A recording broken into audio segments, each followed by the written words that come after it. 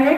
प्रयागराज इनकी कर्म भूमि भी रही है, जहां से उन्होंने पढ़ाई की है और यहाँ पे पढ़ाया भी है। आज हम सभी का सौभाग्य है कि हमारे बीच में ऊर्जा सर आ चुके हैं। जोरदार तालियां आप लोगों से ऊर्जा लगातार।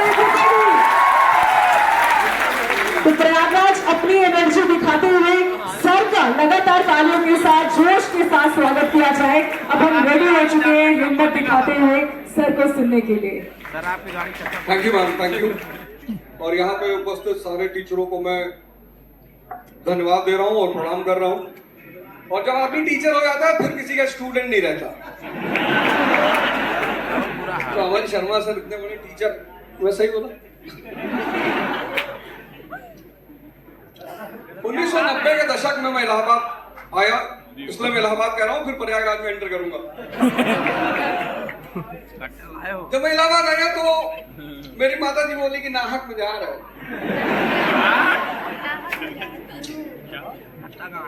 तुमसे ना हो पाएगा।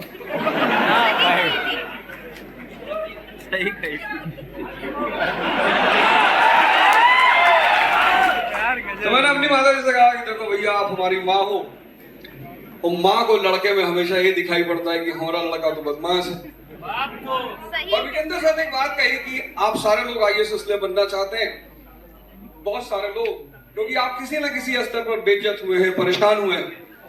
तो मैं भी एक सामान्य घर में पैदा हुआ। मेरे पिताजी मेरे पोस्ट ऑफिस में थे, बाबू थे।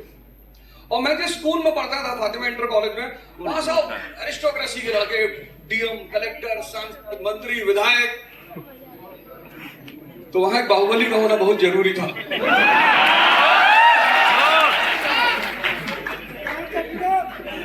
अरे आप पहले पूरा सुन दो। अब सर ने कहा कि मैं अप्रिय बात कहूंगा।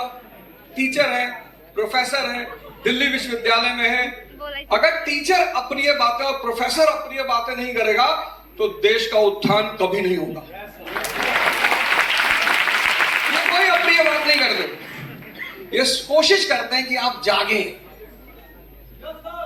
जितने भी स्वतंत्रता आंदोलन को अगर आप पढ़ोगे ना, तो शिक्षकों ने आमतौर पर यही भूमिका निभाई।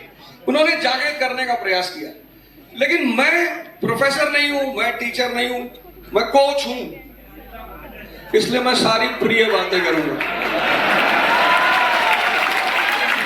मेरा उद्देश्य जगाना नहीं, मेरा उद्देश्य जिताना है। मुर्दों को जगाना है, चाहे छल से, चाहे बल से। अब सर ने कहा कि भाई आप बराती हो, बराती, हम रैंचो जैसे बराती हैं।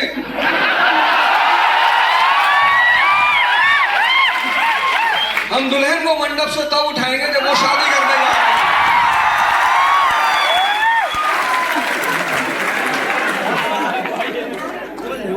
बात अभी पूरी नहीं हुई।